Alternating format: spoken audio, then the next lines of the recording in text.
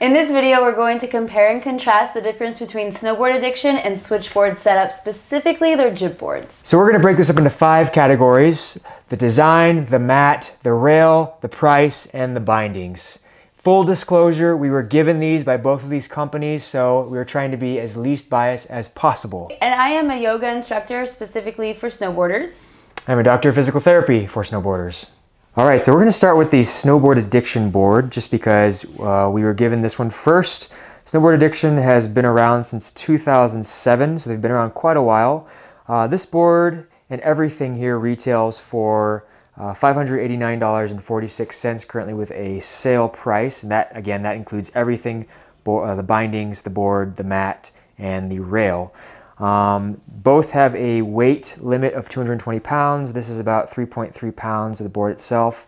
It's made up of laminate and poplar wood core, and it is 39 inches by 9.69, and they also state that is a 9 out of 10 flex, so it's pretty stiff. So we have the Switchboard. Switch was founded in 2012 based out of Poland. This one retails, everything retails for $475. That includes, again, everything: the board, the bindings, the rail, and the mat. Again, same thing, 200-pound weight limit or 220-pound weight limit, 3.3 pounds. This one has a wood core, fiberglass, and polyurethane setup. It is pretty stiff, and it is a little bit longer, being about 43 inches long and 9.84 inches wide. All right, when it comes to bindings, personally, I prefer that Snowboard Addiction, you can be in your socks. You don't have to be in your shoes. They're really nice on the feet. As you can tell, there's this little cushion here that makes it so I could even be barefoot, really. And then this guy, same thing. This is really nice and padded, so you can go ride while you're barefoot, or even with socks on, which is what I prefer, because especially if you're sharing this guy, feet get a little sweaty. So to get this binding off, what we do is we really try to loosen this without pulling it all the way through, and then we push it forward a little bit so we can pull this guy up, and then it's just right there. And the rest of it is pretty straightforward. I really like this disc particularly because you can customize it from side to side if you want it to move.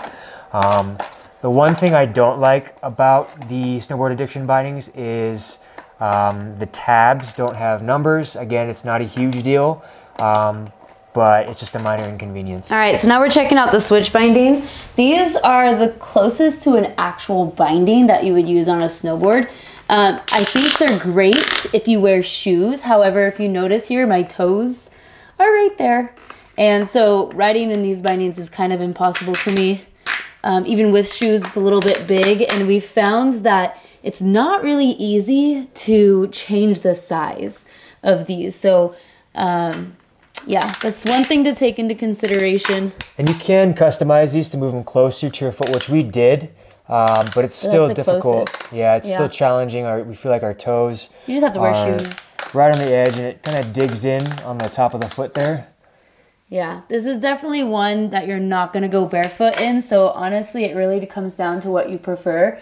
Personally, I prefer being barefoot when I jib or I'm on the trampoline. But yeah, again, personal preference. And you see also the thickness of the base here.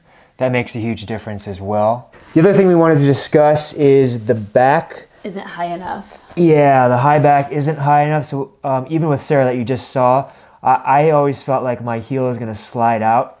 That could just be because of the height of this, or maybe that it's slick in general. But if we had shoes on, that might make a difference. For getting underneath, it's a little bit easier on this one because the straps are like snowboard straps. They completely come undone, and you just pull up, really simple here, and then you just go through the same process, undoing them here like you would any other board. So you can go ahead and remove that entirely if you can. So you notice here how it's a little bit more limited on customization where you can put the disc. And then also what's really nice on these, I really enjoy, is it gives you the numbers. Again, not a huge deal, but the tick marks. But it's just a quick transition. I don't need to really count it out in increments of 5. That's just a nice feature. Overall though, unscrewing and screwing back is pretty much the same. This is the Snowboard Addiction rail. As you can tell, pretty solid. I'm pretty sure this is, I don't know if it's ABS plastic or what kind of plastic it is. I'll turn it around here. Nice, rough bottom so it doesn't move on the mat. It's hollow so it keeps it pretty light. And then these, I'm pretty sure you can buy different tops for this one, but it's super simple. If I want to keep it basic, I can jib on this itself. If I want to add a little bit more difficulty, I just slide that in and it is ready to go. So this thing is indestructible, really simple. I love the design of this. And yeah, overall a pretty solid rail. Okay, this is the Switch rail. It is very pretty, as you can tell. Nice piece of plastic, PVC or something similar. And they have this wood, I'd call them ends, maybe poplar, something like that. I'm not really sure. This is pretty cool though, because it's definitely a little bit taller, maybe slightly, just the base itself. And it gives you a nice round rail like you would in the park. The cool feature about this is you can actually unscrew the ends with an Allen wrench. You flip these over and now you have a flat rail that you can practice on. So pretty cool feature. I really like that about it. As far as durability, again, it's that nice plastic, but the ends might make a difference or wear out eventually compared to just a solid piece of ABS or whatever that might be. So overall, very beautiful piece of equipment, but I'm not sure on the longevity of it. Okay, so this is a Snowboard Addiction mat, which we've had forever and love. It is quite big. It's at 68 inches by 39.5, and it's actually the thicker mat of the two. It's 4 millimeters here, which make it really sturdy. So once you lay it down, it's not going anywhere. It's pretty sticky on the bottom as well. So putting this on hardwood, carpet, even this gym floor here, it just stays exactly where it needs to be. Also, I personally love the design of this one. I'll get up so you can see the whole thing. But it's just, I believe it's Whistler. Correct me if I'm wrong, but Snowboard Addiction. Yeah, it totally all about is. Whistler. This is the Switch mat. It is 59 inches long with 59? Yes. Oh, okay. It is 59 inches long and 39 inches wide, so it's a little bit smaller than the Snowboard Addiction mat. And then if we look at the width of it, it's 3 millimeters, so it doesn't sound like a lot, but it is a lot thinner than the Snowboard Addiction mat. And because of that, you can see here that the edges like to curl up a little bit more. It rolls up really nicely. However, when you're jibbing, you want these to stay down. Other than that, the design is beautiful. We love it. Yeah, I really like the design on this one. It's really soft, a little bit slippery, but with time and use, it'll become a little bit more grabby. Okay, final category, price. This one is important. I know for me it's important. For many of you it probably is as well. So let's break it down. Snowboard Addiction, like I mentioned, $579 for the entire package. Board, bindings, rail, and mat. Plus $70 for shipping to the US because they are based in Australia. So you're talking a pretty big investment, sizable investment, $650+. And you can see the price differences in each item right here. In regards to the Switch, based out of Poland, $475 for all the same products, free shipping, but then they charge kind of a $20, $22 surcharge for the PayPal fees. So roughly a little around $500 total.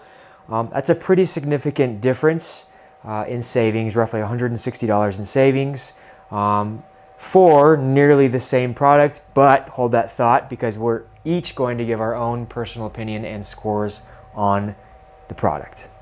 Okay, so this is the moment you've been waiting for. We have 5 categories. We are rating these 1 to 10, 10 being the real deal, the best thing you've ever ridden in your life or jibbed with in your life.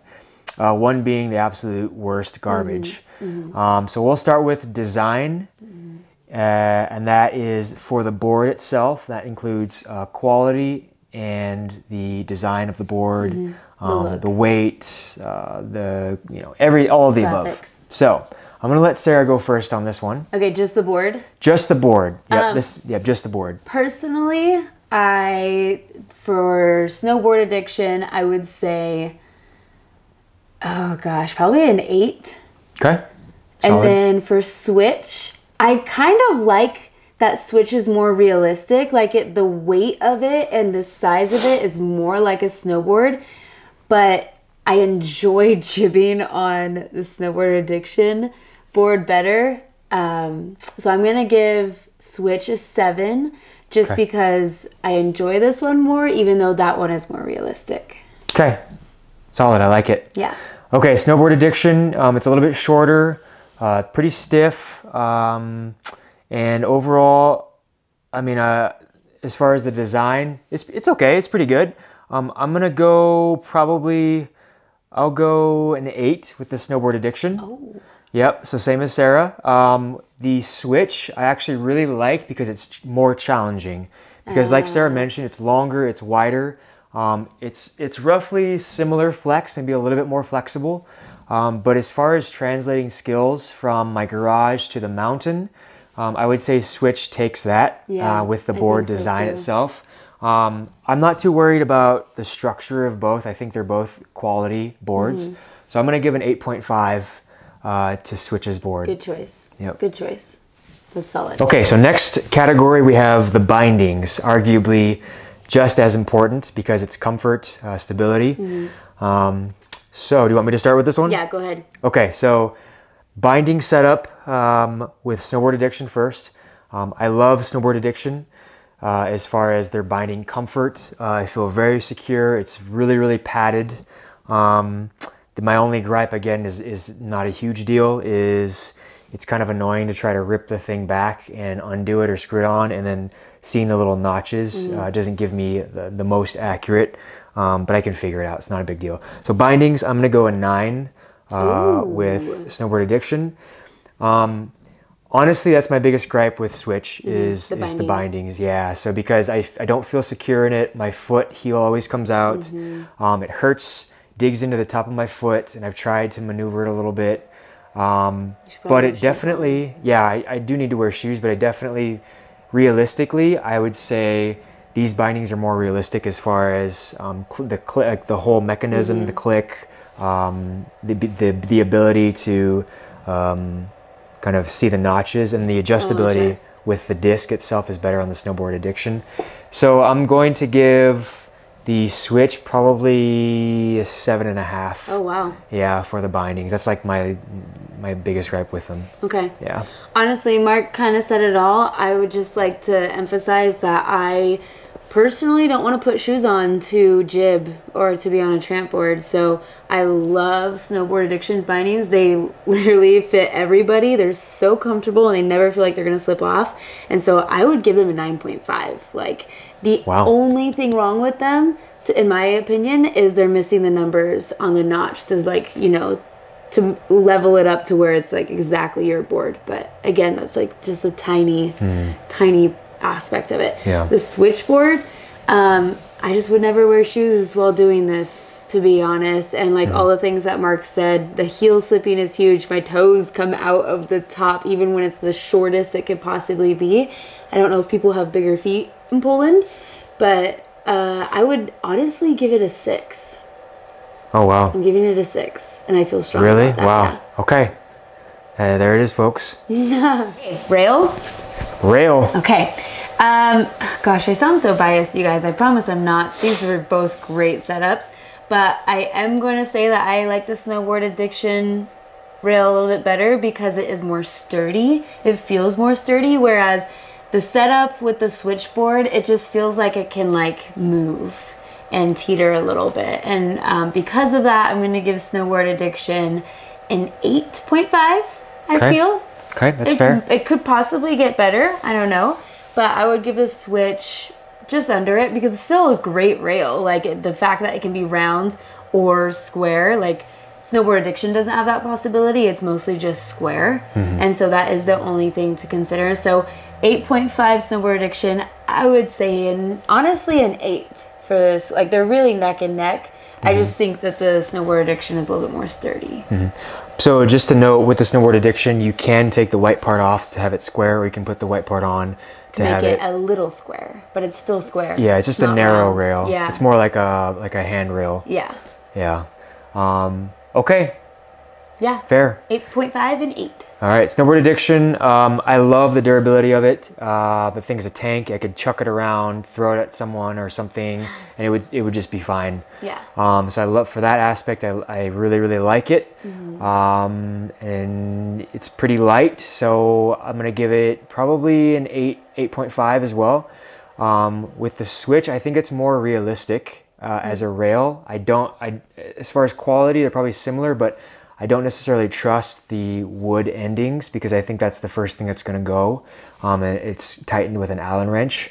But I love the fact that it's versatile. You can make it a large pipe or you can turn it over to have just a flat rail. Because of that, I'm going to give it a 9. Whoa. Yeah, just because again, if I'm looking to translate from my skills from the garage to the mountain, I think that one has a little bit more versatility, is a bit more realistic. It's definitely more challenging. So for that, I'm going to give it a little bit higher. Oh, but this one's going to last longer. And that's why I took that into account. Okay. So, yeah. Mat. You go. Okay, mat. Again, it's not totally necessary. I think it's convenience to have the mat. It is nice though for falling, for absorbing some of that shock, especially if you live in a multi-level house or apartment. Smart. And then it's also versatile because we use it for so many other things. I mean, we use it for filming, we use it for exercise, things like that. So the mat is awesome if you can grab it. That's true. So we'll start again with the Snowboard Addiction. Love the Snowboard Addiction mat. We've had it for a while now. I love the size of it. I love the thickness of it. It's definitely thicker and more cushiony. And for that, I'll probably give it a 9. Just because I really enjoy it. It is cumbersome as far as trying to store it and get out of the way, but we usually leave ours down all the time. So that's really nice. Switch, again, if you live in a smaller space, definitely better overall. I'm so sorry. And I love the design on the Switch mat. It's a lot more appealing to the eye, but it's also thinner. So again, it comes down to what are you looking for? Maybe you're looking for a larger mat that can absorb more, take up more space, or maybe you're looking for a more condensed mat that you can put away easily if you live in a smaller space. So for that, I'm also going to give it a 9. Oh, nice. Benefits on both sides. Okay, cool. Yeah. Okay, Snowboard Addiction. I mean, Matt said it all. Mark said it all. The Snowboard Addiction mat is heavy, so that's both a good and a bad thing. So it's good because when it's on the ground, it stays, and the bottom is really rough, so it's gonna stay wherever you put it. However, rolling it up, moving it around, and storing it, like Mark said, is not as easy. Whereas the Switch mat is a little bit lighter, and when you flip it over, it'll like basically roll up by itself, which is great if you're moving it all the time. But like I said before earlier in the video, when it's face down, when you're riding on it, the ends kind of curl because it does want to just roll up. So I don't really like that aspect. I am going to give Snowboard Addiction mat. I love, love, love their graphics. I love that it's an actual park. I think that's really cool. So I'm giving it a 9.5 because I think it's a really good mat. It's bigger. Okay. It's bigger. I do my yoga on top of it all the time. Switch, it has a beautiful graphic as well, but I prefer the park graphic over the pink and purple mountains. Personally, I would give it an 8.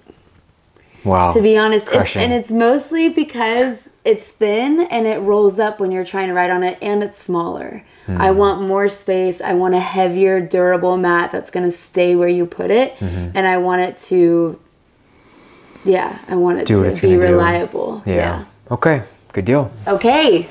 Price, the big kahuna. Yeah, the big kahuna. Arguably, again, this one is important for me because this is an expensive investment, right? Like this is essentially you're buying a new board for $500 or $600. So you want to make sure that it's going to do what you want it to do, that it's going to last, and that you're going to enjoy it. So this is probably the most important for me is the price. I look at the price of everything. So let's start with Snowboard Addiction. Like I mentioned, you're with shipping to the US for everything, you're looking at $650 plus. That's a lot. It's a big investment, and because of that, because of the steep price point, because you're looking at over $150 more for one thing, which I could use that money for something else, like a lift ticket, on you know, whatever, used pair of bindings, you know, whatever. You can use that for so many things. Because of that, I'm probably gonna have to give Snowboard Addiction a 7 out of 10. The Switch setup, free shipping, love it. You know, if you can do that, fantastic. You're looking at $150 plus less than the Snowboard Addiction, but we also did talk about some of the quality issues with the Switch versus the Snowboard Addiction and the functionality. So you're paying for that a little bit, specifically with the bindings for me, but because the price is so much lower, because that's important for me as a consumer, I'm gonna give them a 10 for that. You're gonna give them a 10? Yeah. Wow. Yeah. Okay. Yep. So 6, 7, 7, and 10. Yep. Okay. I'm gonna be a little bit different here. Good. I think either way you're paying a lot of money. So if you're gonna pay a lot of money, I want you to get what you are gonna be happy with. So it's $150 less, but every time you use it, are you gonna get frustrated? So that's something that I would like to think of. And remember, this is all personal opinion. So personally, if I saw and used both of these setups, I would still choose Snowboard Addiction, even though it's $150 more, just because I love the bindings, I love the mat, I love the rail. Like, everything about it to me is just a little bit better. Like I said, Switch is still great. It's still very applicable, and maybe in some cases more applicable. Like, the bindings are like legit bindings. The board is heavier and like a real board. So it's still a great setup. But personally, I just prefer Snowboard Addiction, and I would be willing to pay the $150 more. So I'm going to give Snowboard Addiction, I guess, a 10 overall. I mean, I think the value of it is worth the price, is what I'm saying. And I agree with Switch as well. So I'm going to give them a 10 as well. 10 on both, because their value is worth their price, I believe. You know what I mean? Yeah, I see what you mean. Yeah, like, this is not both bad. have pros, both have cons. Yeah. But you're paying for those pros. I just like everything about this, and there's things about this that I don't like as much, and that's what you're paying for when you spend $150 less. Okay. Yeah. Okay, the numbers are in. Numbers are in. Okay, Sarah. Sarah's numbers were, so this is out of 50 points for a perfect score. Snowboard Addiction, 45.5. Wow. Switch, 39 out of 50. Also. Okay. Yep. So let's hear your biggest pros, your biggest cons about both. Biggest pros about Snowboard Addiction are the bindings. And honestly, the biggest con with Switch are the bindings. That's, like, for me, everything else is... Yeah, I mean, the mat, I think that's that was their biggest difference, is the lowest score that you gave Switch was the bindings. Yeah, that's like the best aspect of Snowboard Addiction, and the worst aspect of Switch are the bindings for me. Okay. So if you were to get all of the Switch setup, then just get the Snowboard Addiction bindings and screw them on. Yeah, that's a possibility. So for me, Snowboard Addiction, 41.5. Switch, 44. Okay, so slightly more. And I think the biggest things for me were the price difference, because that's important to me. And then the realistic translation or transition from the garage to the snow. Yeah. Like, what's going to help me grow the most with a more realistic setup, aside from just using a board itself and a backyard rail. I feel like this one's a little bit more challenging to use. So that was kind of my biggest thing, the price, and then the realistic aspect to that. So just a reminder, you don't have to buy these as a set. You can buy everything individually. So you really can buy the Switch board, and then buy the Snowboard Addiction bindings, and then buy the Snowboard Addiction mat, and then you can buy the Switch rail. Like, you can kind of play with it based off of what you most value out of everything we've talked about in this video. Yep. So yeah, there you have it. Again, this is our unbiased opinion. You know, we jib a little bit. We're not the biggest jibbers. We actually really been enjoying the tramp boards a lot more. But absolutely, this has helped so much, not only for awareness, but just in confidence. Cardio, holy crap. And cardio, yeah. It's definitely a cardio workout. Yeah. So we hope you enjoyed this. So hopefully it helped. We're kind of split down the middle, but we gave kind of our reasons why. And that's probably important for those of you who can't touch, feel, use the product before buying it, because it is such a big investment. Yeah, anything else? No, I think that's it. Thanks for watching. Yeah, thank you so much for watching, and we will see you next time.